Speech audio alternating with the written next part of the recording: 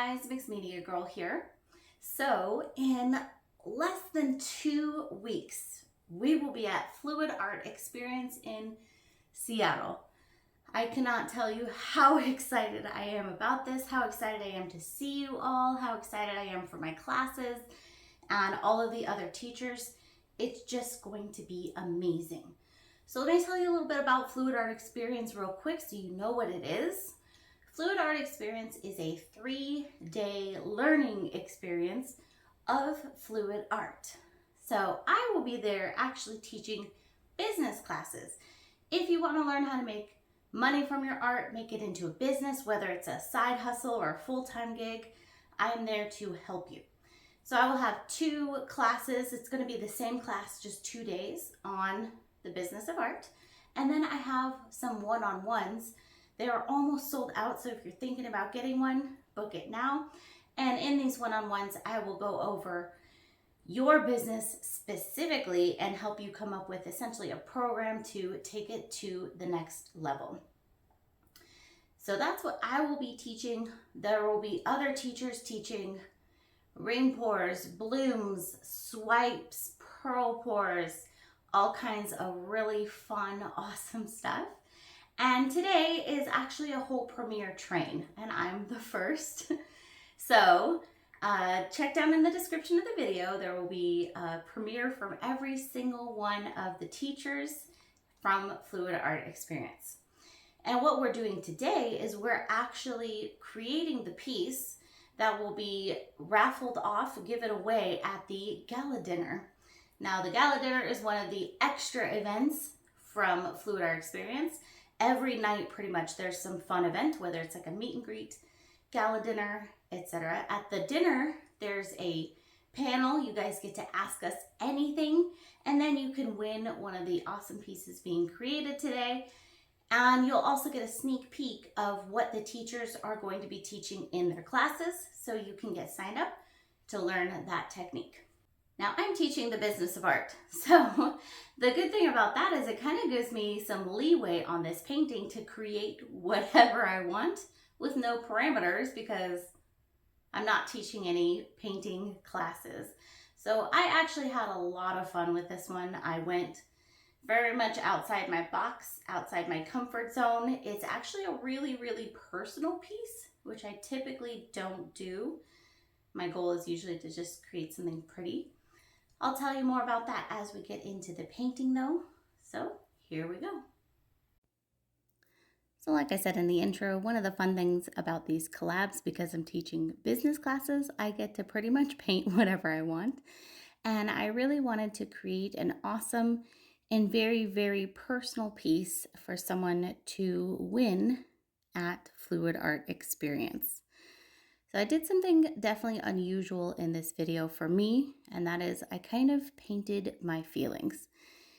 The last 6 months or so have been actually extremely difficult. I've been having a really hard time coping, getting through everything. I don't want to get too personal, but it's just been rough. So I essentially decided to paint it out and kind of hopefully signify the journey I've been going through a little bit.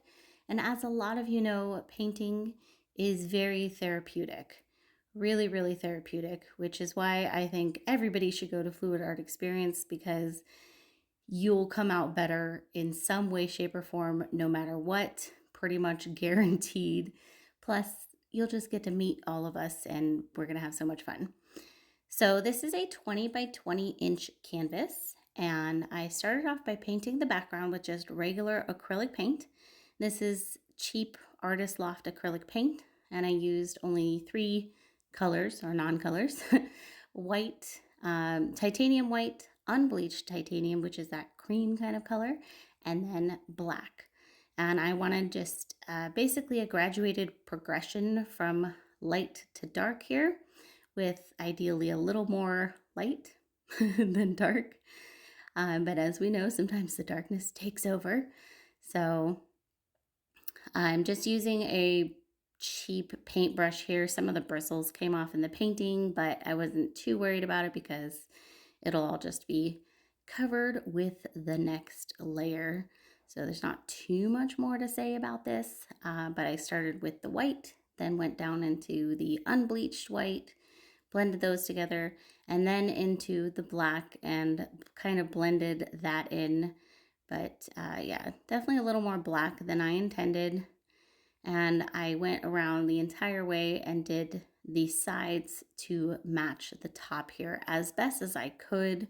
It's not that easy to get the proper blending on the sides, but I think overall I did a pretty good job.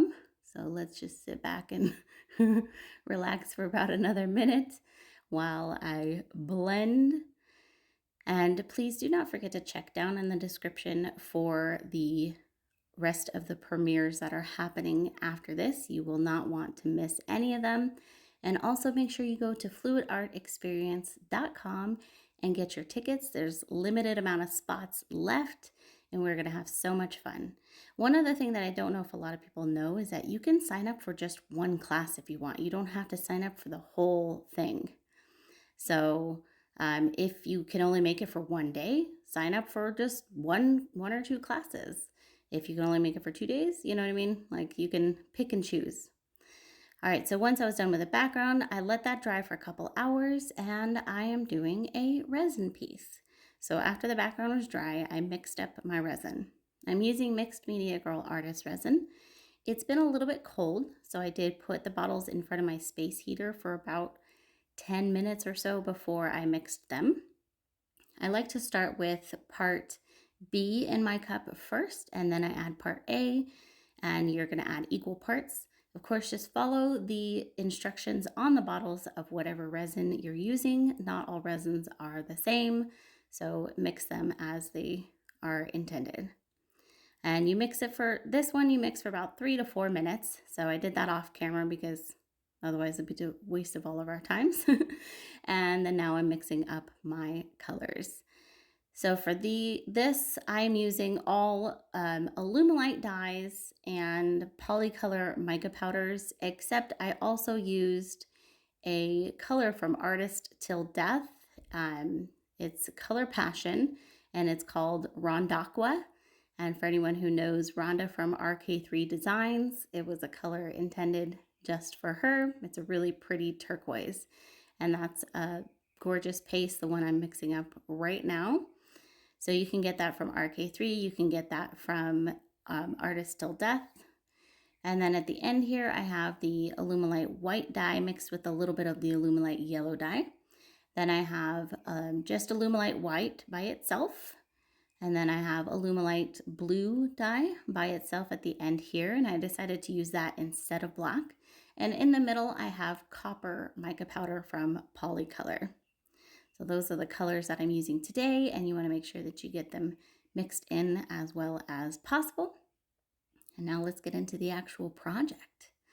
All right, so I started off with the dark. So this is a blue, but because of that black background, it's going to look kind of black. But trust me, it will affect the color and it will give it a lot of depth having that background there. And then when it blends with the other colors, you'll see it. Then I went with the copper, and I wasn't quite sure where I wanted to put that copper, but that seemed like the best place. Then the Rondaqua, and I wanted a lot of that. So I did kind of a big section. And it's going to look a bit weird at first because I'm starting off with essentially stripes. Here's that pretty yellow color, by the way. But as soon as I get in there with the heat gun, hopefully you'll start to kind of see my vision. And then I did a big block of white at the end here. So before you get in with the heat gun, you want to make sure your canvas is fully covered. The resin will not move very easily on dry spots of the canvas. So I went in with my finger and just filled in any dry spots without blending at this point. You could start blending, but I just used different fingers so that I didn't start blending until I was fully ready. And I continued the color around the sides as much as possible, but also keep in mind once you get in there with the heat gun, it'll get much more fluid, and we'll continue around the sides anyways. One other note is I will have a vendor booth at fluid art experience. So I will be there showing you my products, and I will have resin available for purchase. So even if you could just pop in and say hi at the vendor booth, go ahead and do that. I would love to see you and tell you about the products. Also, this little piggy will be there showing all of their products, so I definitely recommend you check that out as well. So I went in with my Amtake heat gun. I have this up on high, which is over 1,000 degrees. And that's pretty much what I always keep my heat gun set to. I heated up the entire piece first just to get rid of air bubbles and kind of get the resin a little more fluid. But once I heated this up, I was like, oh, there's just a little too much dark over here. I wanted to add a little more copper. So I went in with just a little more. Now for the fun part. I began pushing the colors up, and I wanted to spread out that darker blue and kind of blend it in with the other colors. And my goal here was just to blend each color. Now, it would have kind of helped probably if I had a diffuser attachment on my heat gun, but I just didn't have that with me at the time. But I made it work, and you can kind of help the flow by tilting it a little bit, which wasn't easy also because of the diagonal direction that I'm going in. So I had to kind of tilt it diagonally, which wasn't super easy. But anywho, so I started pushing these colors up into one another, and guess what happened? Basically, the darkness kind of overtook the piece, and you'll see that as I go here. Even though I did that really big section of white and the Rond Aqua, it still kind of took over. So that was a little bit unfortunate. And at this point, I had some really nice cells and patterns and whatnot, but it just was not what I was going for. It was just a little bit too much darkness. Here I kind of just feathered it out to see if that could help a little bit, but still just too much darkness. So first I went in with a little more yellow. I really liked that color. I didn't have a lot of it mixed up though, unfortunately, so I just put the little bit that I had left in here. And then I also added a little bit more white to hopefully kind of offset that darkness. And as always, I was kind of just going with the flow and modifying as I went to try to kind of get the picture that was in my head. And I changed directions with this just a few times. So I kind of feathered those colors out, and then I started pushing that light back down, and I decided I wanted to rotate it and do that a lot more, because you can see here the darkness is over half the painting, and that line in between also is just a little too delineated. So I rotated my piece and went back in with my heat gun and spread that white and the yellow and the Rond Aqua out a bit more. The unfortunate thing about doing this is it did make it a little more blended, and I lost some of the pretty effects that I had gotten in the first place, but that's okay. I ended up getting a lot more of the look that I was going for. Yeah, but I basically wanted to have this, I've said it a couple times, but be like, you know, the light at the end of the tunnel, the sun's coming out, parting the clouds, etc. Like there is a good ending, you know? You just keep going and you will get there. And that is true, I think, for most people in your art and everything like that. Like, just keep going. And so here I'm pushing this down into that dark blue, and that actually created a really pretty color and really pretty kind of, what's the word? Like almost like ghost-like, you know, smoke, foggy kind of look. I thought it was really, really, really pretty. And I had a lot of lines here, so what I did was I kind of just went in a little more of a circular motion and feathered out as many of the lines as I wanted to give it more of a clouded look rather than the lines. So that's about it for this piece. You let it cure for about 24 hours, and then you can put a second layer on it, clear coat, etc. And then we're done. So I don't know what I'm going to call this piece yet, but really hope that you guys like it, and it will be given away at the gala dinner at Fluid Art Experience.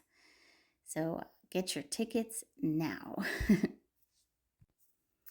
And of course, here's how the piece looks dry. I have it out in the sun so you can see maximum color and detail. I think this came out very beautiful. I love these cells over here in the copper. Super pretty. All right, guys. See you in the next premiere, and I'll see you at Fluid Art Experience. Thank you guys so much for watching. I really hope you enjoyed this. I hope you love this piece as much as I do. And please head on over to the next video in the premiere train, link down in the description, and I'll see you at Fluid Art Experience, fluidartexperience.com. We'll see you there.